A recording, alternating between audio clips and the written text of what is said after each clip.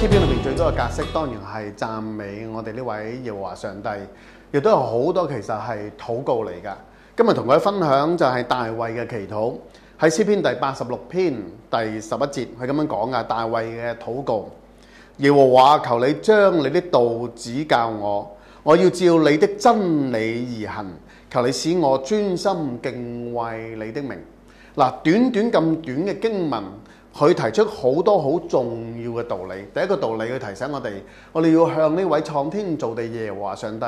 求佢指示我哋行喺上主道路當中。人好多時好似一個迷失嘅羔羊一樣，好頑梗㗎，好自我中心㗎，好多時被好多嘅引誘吸引咗去，遠離咗呢位創天造地嘅上帝。原來按照舊約所講，人係需要行喺律法當中。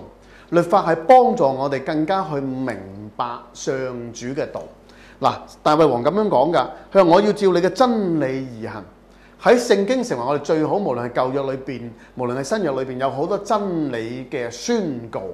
呢啲真理嘅宣告係需要我哋係跟從㗎。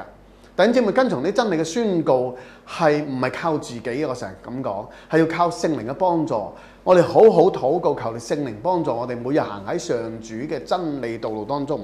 嗱，喺舊約裏邊，大衛王曾經有一個叫大衛嘅遺訓。當佢就快離開世界之前，佢當然苦口婆心，好想勸喻或者提醒佢嘅兒子所羅門皇帝。佢提醒佢一定要遵守耶和華上帝嘅律例、典章、法度同埋誡命，你嘅國就會長久，你一生就會得福。嗱，所羅門皇帝其實初係按照大王嘅遺訓去而行㗎，好可惜喺年老嘅時候，因為佢有好多妃嬪，按照聖經所講嘅有成1000個妃嬪，佢就更加可惜，就跟從啲妃嬪去敬拜嗰啲偶像，係好，因為佢妃嬪裏邊有不同宗族、不同國家嘅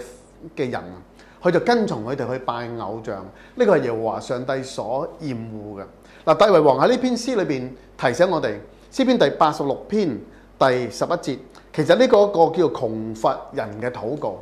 唔係話大衛王貧窮喎，原來代表一個窮乏、一個願意心靈貧窮嘅人喺上帝面前謙卑嘅人去嘅禱告。我哋心靈好貧窮嘅，但我哋需要耶和華上帝嘅愛，耶和華上帝嘅真理去顧滿我哋，等我哋由一個貧窮嘅生命變成一個豐盛嘅生命。所以呢篇詩篇好好嘅，佢話耶和華，求你將你嘅道指教我，我要照你嘅真理而行，求你使我專心敬畏你嘅名。